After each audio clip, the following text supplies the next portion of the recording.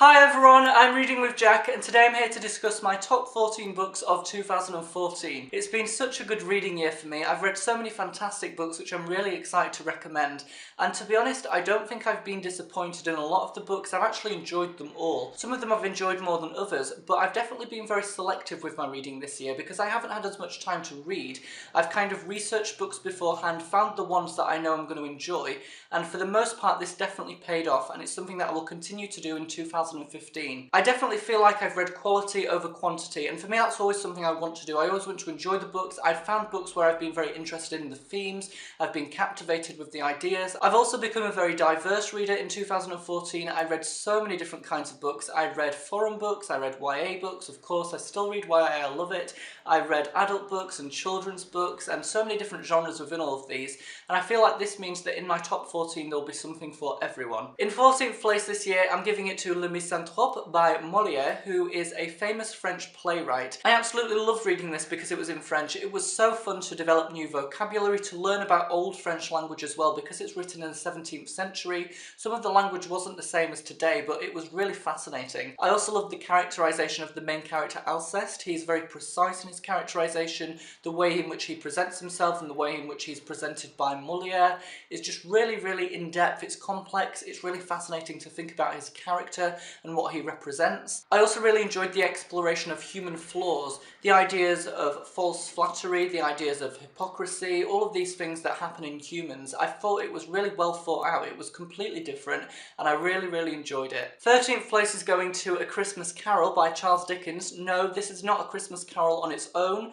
because it would be very long, and The Christmas Carol is only a short story or a novella. This is just a collection of all of his Christmas stories. In A Christmas Carol I absolutely love the characterization of Scrooge. He's such an iconic character. Everyone knows about him, the way in which he's presented, the change that he undergoes. I think it's really fascinating actually. He's a very complex character, very in-depth. Equally, it was great to read around Christmas time because it's so festive, and the beautiful writing style topped everything off. Some of the descriptions were just so amazing and I really loved reading them. I devoured it. I loved everything. It was so good. 12th place this year is going to Wide Sargasso Sea by Rhys, and this is basically a prequel to Jane Eyre, and in this book it talks about Bertha Mason, who basically is a character in Jane Eyre who's trapped in an attic. In this particular book we find out about her backstory, what she went through before Jane Eyre, and how she came to be as she was, and I feel like it actually helped me to understand Jane Eyre even more. It allowed me to kind of connect with her as a character. I also really loved the cultural feel as well, because a lot of it's set in the Caribbean. I thought that was really intriguing. There was a lot of different cultural things that I was able to learn,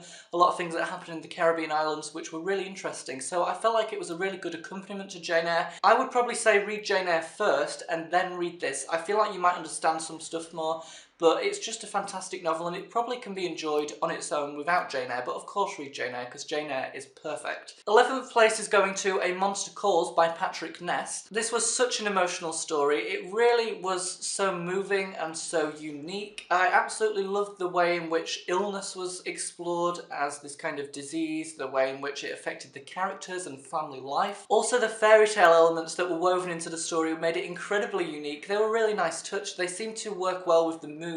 They really enhanced everything, and I thought they were really special and made the book absolutely so amazing to read. 10th place is going to The Prisoner of Heaven by Carlos Ruiz Zafón. You all know I love Carlos Ruiz Zafón. He's such a good storyteller. The way in which he characterizes everyone, particularly in this book, Fermín Romero de Torres was characterized just perfectly. It's so great to read. He's a character that I've always been very intrigued about in the other two books, and the fact that we got to learn more about his backstory and what he went through, particularly in Franco's Spain, which was really good because we got all the historical references. Equally, there's a very beautiful writing style. Carlos Ruiz Zafón completely captures the emotions of the characters.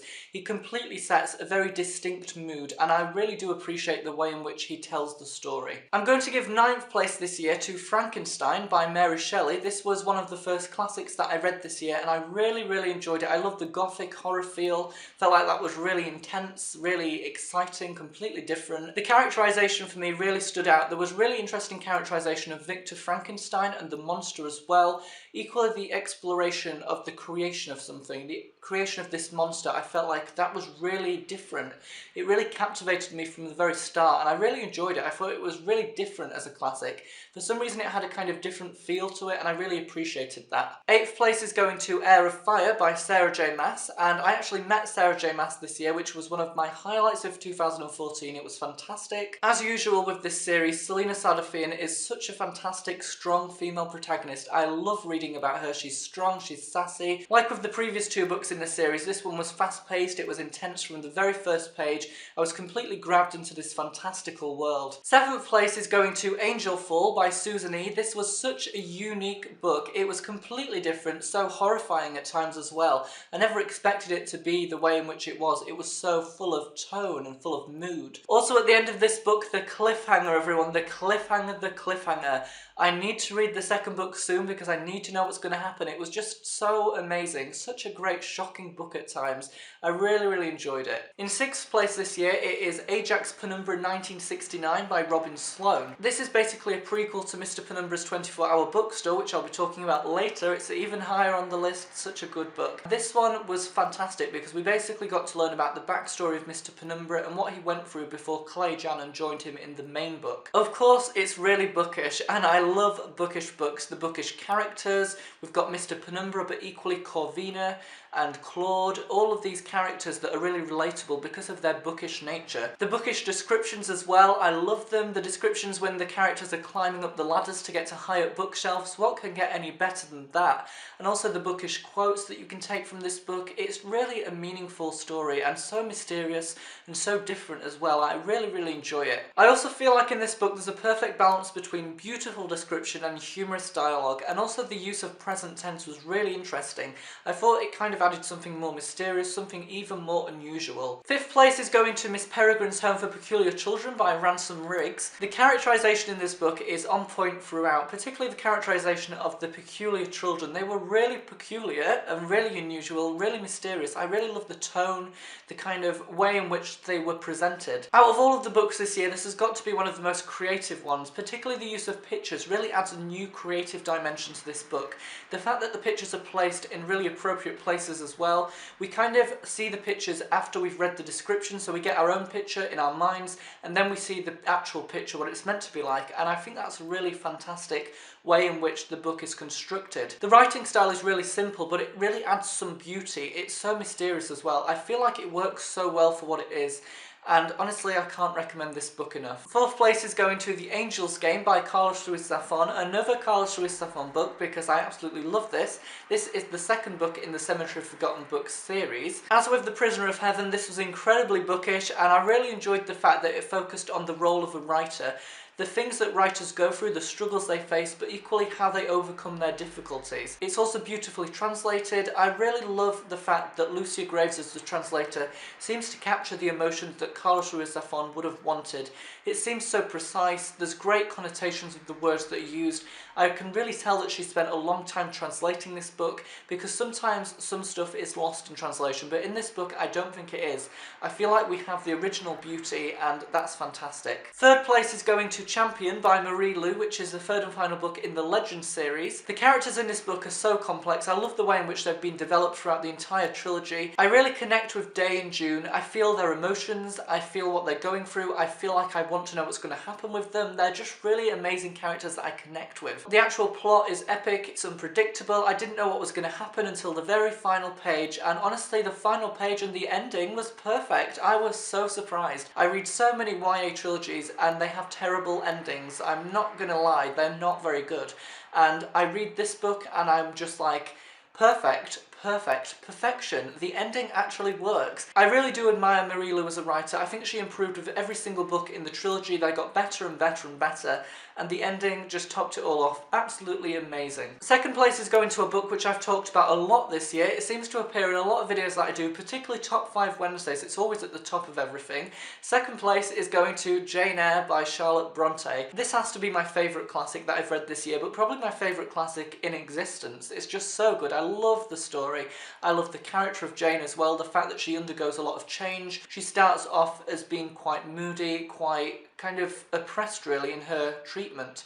And then we get a lot of amazingness, how she grows, how she develops to this really strong, independent woman. I love the way that as the narrator she describes everything in so much vivid description, it's so beautiful, and equally she has so much humorous dialogue with Rochester. There are also a lot of plot twists and turns in this book which I didn't expect, particularly in the second half. It was so intense and I was really shocked, and I loved it. It really kept me on the edge, and as a classic it was actually a page turner, which to be honest for classics is not usually very common. A lot of the ones I've read have been quite slow paced, but this one was definitely not. It was fast paced, it was unpredictable. It's definitely a book I would recommend if you're wanting to start reading classics, because I feel like it's very accessible, but equally if you haven't read it, just read it, read it, read it. It's so good. And in first place this year, how could I not give it to Mr. Penumbra's 24-Hour Bookstore by Robin Sloan. This was just the most exciting book, the most enjoyable book, the most relatable book. I feel like it completely deserves first place. I really connected with the main character Clay Janum because of his bookish nature, his bookish personality. He was such a great character to read about. He was also very humorous. I loved the way in which he described everything. I was also really intrigued by Mr. Penumbra as a character. Lots of questions were going through my mind about him.